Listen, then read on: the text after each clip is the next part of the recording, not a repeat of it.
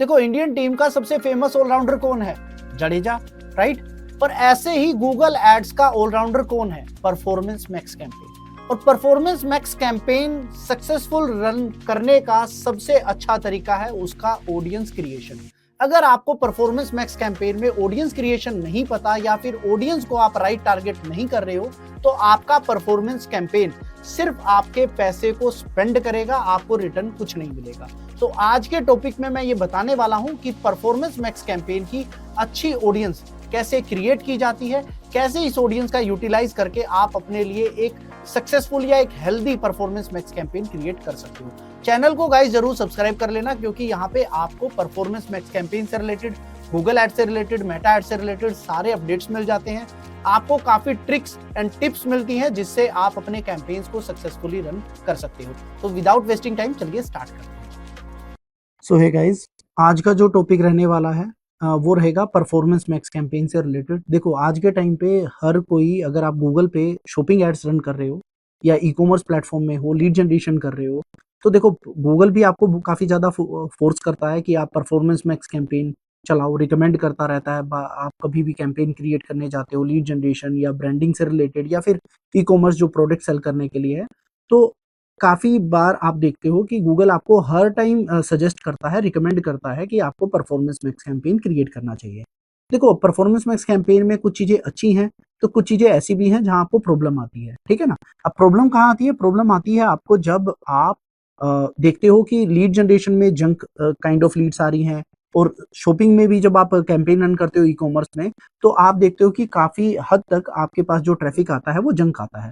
अब यहाँ पे जो सबसे बड़ा रोल रहता है ना, वो आपका ऑडियंस का रहता है कि परफॉर्मेंस मैक्स कैंपेन में आपने परफॉर्मेंस मैक्स कैंपेन को किस लेवल पे ऑडियंस दी हुई है, किस लेवल पे उसको इंसाइट्स दिए हुए हैं आपकी ऑडियंस के। तो audience creation is very important in performance max campaign. और आज जो मैं कवर कराने वाला हूँ उसी चीज को कवर कराने वाला हूँ। तो उसमें आपको करना क्या है? देखो सबसे पहले आपको यहाँ पे टूल्स पे आना है, शेड लाइब्रेरी पे आना है, ऑडियंस मैनेजर पे आ जाना है। अब ये ऑडियंस मैनेजर पे आने के बाद आप अगर देखोगे तो बहुत सारी ऑडियंसेस होती हैं, लेकिन आपको जो सबसे अच्छी ऑडियंस अपने लिए क्रिएट करनी है, तो आपको योर डेटा सेगमेंट तो आपका रीमार्केटिंग का हो गया, आपको यहाँ पे ऑडियंस क्रिएट करनी है। आप देख रहे हो मैंने बहुत सारी ऑडियंसेस ऑलरेडी मेरे परफॉर्मेंस मैक्स कैंपेन के लिए टेस्ट एंड ट्राई की हुई है। और गाइस जब तक आप टेस्ट एंड ट्राई नहीं करोगे ना, तब तक आप ये नहीं बोल सकते कि हाँ मेरा परफॉर्मेंस मैक्स कैंपेन जो है वो अच्छे से परफॉर्म नहीं कर रहा। तो आपको यहाँ पे टेस्टिंग करनी पड़ती है, हर एक एसेट के साथ आपको जाना पड़ता है। अब देखो आपको करना क्या है, सबसे पहले आपको यहाँ पे ऑडियंस नाम दे देना है। सपोज दैट जो मैं ऑडियंस आज क्रिएट करने वाला हूँ वो टेस्ट कर लेता हूँ, सो दैट मेरे को इजिली रहे कि ये मैंने आप लोगों को एक्सप्लेन करने के लिए बनाई थी ऑडियंस। अब देखो इसमें कस्टम सेगमेंट में आते हैं। अब कस्टम सेगमेंट मैंने ऑलरेडी अपनी प्रीवियस वीडियोस में कवर करना बता रखा है कि किस तरीके से इसको बनाते हैं। थोड़ा जल्दी से बता देता हूँ। इसको करने के लिए आपको न्यू सेगमेंट पे जाना होगा। देखो यहाँ दो तरीके से हो सकता है, people with any of these interest, ठीक है ना। अब यहाँ पे आप इंटरेस्ट डाल सकते हो, कुछ भी इंटरेस्ट जो है मार्केट में जो आपको लगता है जो काम के हैं वो। लेकिन मैं इसको जो सबसे ज्यादा यूज करता हूँ ना, एक तो मैं इसको यूज करता हूँ यहाँ पे कि मैं जो गूगल पे लोग सर्च टर्म्स यूज कर रहे हैं ना, जैसे कि सपोज दैट मेरा जो ये प्रोडक्ट है, यहाँ पे जो मेरी वेबसाइट है वो डाइपर बैग से रिलेटेड है, ये मेरी वेबसाइट है, ठीक है ना। और ये मेरे सारे कंपिटिटर्स हैं, ये 1 2 3। अब ये कंपिटिटर्स भी कहाँ से निकलते हैं, ये मैंने ऑलरेडी प्रीवियस वीडियो में कवर कराया हुआ है कि किस तरीके से। अभी अगर मैं बताने लगा हर एक चीज तो काफी लंबी हो जाएगी।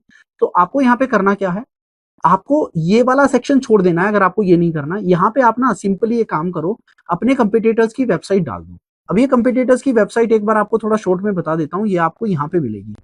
इनसाइट्स एंड रिपोर्ट्स में जाओगे ना, ये ऑक्शन इनसाइट्स पे आओगे आप, तो आपको जस्ट करना क्या है, आपको यहाँ पे अपने, ये आपके कंपिटिटर्स हैं, ये अलग अकाउंट देख रहे हो गाइस। अगर मैं यहाँ पे इसको अपना जो मेन अकाउंट है उस पे ले आता हूँ, तो यू विल सी कि आपको यहाँ पे बहुत सारे कंपिटिटर्स दिखेंगे। अब ये जो कंपिटिटर्स हैं,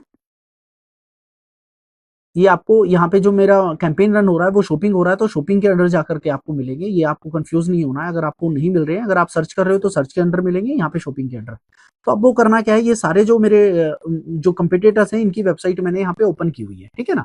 अब मैंने ओपन की हुई तो मैं क्या करूंगा, इनको एक एक करके यहाँ पे एड ऑन कर लूंगा।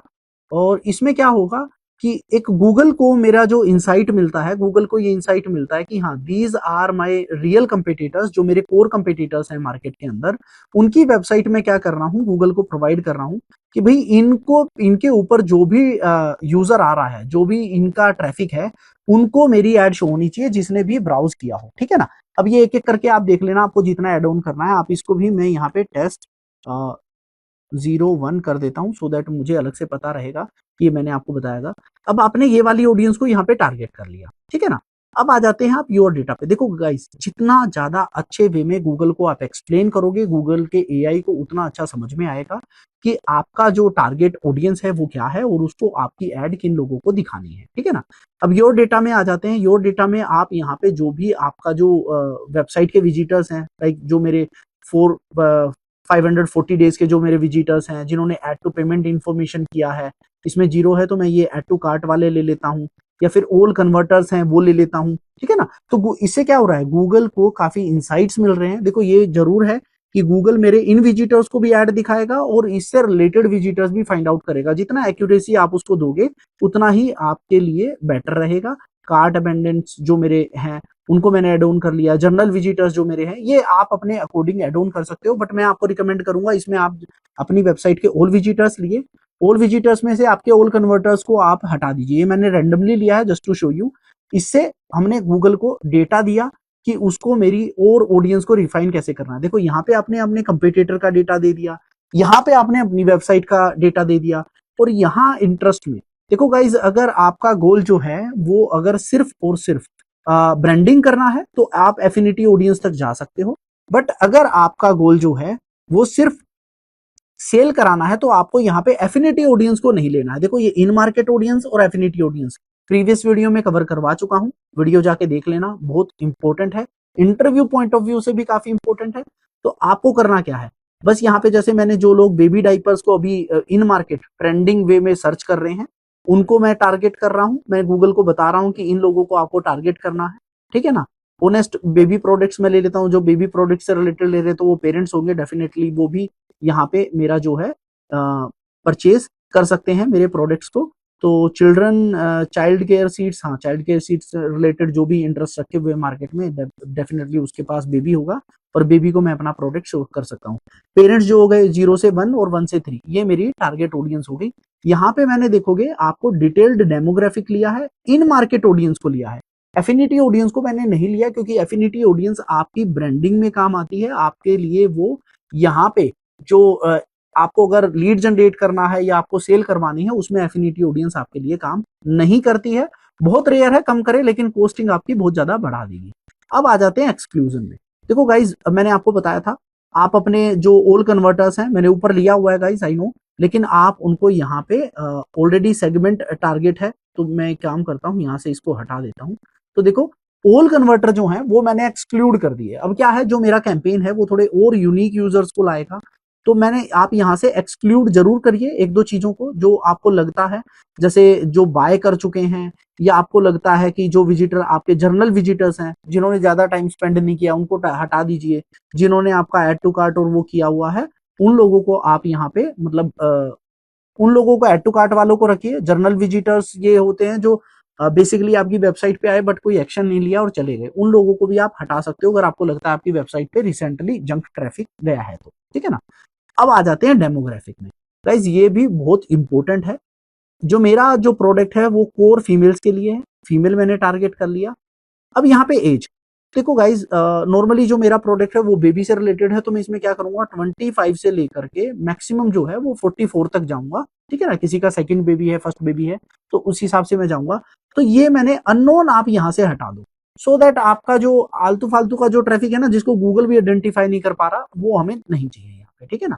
एडिशनल डेमोग्राफिक, गाइज एडिशनल में भी अननोन हटा दीजिए। और नोटा पेरेंट जो मेरा जो कोर आपको पता ही, जो मैं आप बताता आ रहा हूँ आपको, जो मेरा कोर प्रोडक्ट है वो उनके लिए है जिनके बेबी छोटे हैं, उनके लिए है, ठीक है ना। अब यहाँ पे आप एक चीज देखिए, ये मेरा यूएसए का अकाउंट है और हाउस होल्ड इनकम यूएसए में बड़ा परफेक्टली रन करती है, ठीक है ना। थोड़ा प्रीमियम कैटेगरी का प्रोडक्ट है, तो मैं क्या करता हूँ इसको टॉप 30% में ले लेता हूँ और अननोन में यहाँ से भी हटा दूंगा। अब देखो गाइस, आपने गूगल को काफी रेलिवेंट इंफॉर्मेशन दे दी है, ठीक है ना। आपने उसको अपने कंपिटिटर्स का ट्रैफिक भी दे दिया, भाई जो मार्केट में मेरे कंपिटिटर्स की वेबसाइट पे गया है रिसेंटली उनको टारगेट करो, जो आपकी वेबसाइट के विजिटर हैं उनको टारगेट कर दिया। गूगल को आपने इंटरेस्ट भी दे दिया, गूगल को आपने एक्सक्लूसिव लिस्ट भी दे दी, गूगल को आपने डेमोग्राफिक वगैरह भी प्रोवाइड करवा दिया, और plus house hold income wise भी आपने इसको सिलेक्ट कर लिया। अब आपको इसको सेव कर लेना है और जाकर के आप इसको डायरेक्टली परफॉर्मेंस कैंपेन जो है आपका पीएम कैंपेन जो है उसमें टारगेट कर सकते हो। गाइज ये मैंने काफी कुछ यहाँ पे आप देखोगे टेस्ट एंड ट्राई किया हुआ है, और इसके रिजल्ट भी ये हैं कि इतने कंपिटेटिव मार्केट में यूएस के अंदर राइट नाउ मेरा जो आरओएस आ रहा है वो अप्रोक्स 5 तक का जा रहा है।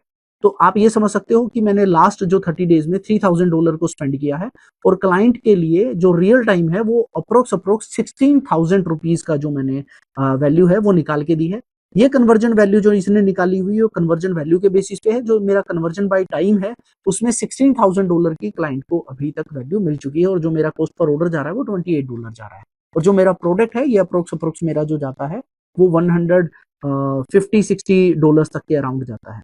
तो गाइज आप देख सकते हो कि किस तरीके से आप परफॉर्मेंस मैक्स कैंपेन के थ्रू, और हाँ गाइज अगर आप चाहते हो कि गूगल एड्स, मेटा एड्स से रिलेटेड कोई भी चीज आपकी मैं कवर करवाऊं वो कमेंट बॉक्स में मेंशन कर सकते हो। प्लस हमारे पेड कोर्सेज को भी आप ज्वाइन कर सकते हो, जहां पे मैं आपको ए से लेकर जेड यानी कि बेसिक से लेकर के एडवांस तक हर एक चीज कवर करवा के दूंगा, जहां पे आपको कंप्लीट मास्टरी हो जाएगी गूगल और फेसबुक के अंदर। और आने वाली वीडियोस में मैं आपको कवर कराऊंगा कि परफॉर्मेंस मैक्स कैंपेन के थ्रू आप और कैसी इसको ऑप्टिमाइज कर सकते हो, क्या डेटा आपको रीड आउट करना चाहिए, कहां आपको इसको और ज्यादा जाकर के ऑप्टिमाइज करना चाहिए। Thank you guys. So guys performance max campaign में ऑडियंस क्रिएशन कैसे किया जाता है, आई होप आप लोगों के सारे डाउट्स क्लियर हैं। कोई भी डाउट है व्हाट्सएप पे रीच आउट कर सकते हो, नंबर आपको डिस्प्ले पे आ रहा होगा। दूसरी चीज गाइस, चैनल को सब्सक्राइब करना मत भूलना, क्योंकि आपको यहाँ पे गूगल और मेटा एड से रिलेटेड सारे अपडेट्स मिल जाते हैं, वो भी बिल्कुल फ्री में। Till then keep learning, keep optimizing. मिलते हैं नेक्स्ट वीडियो में।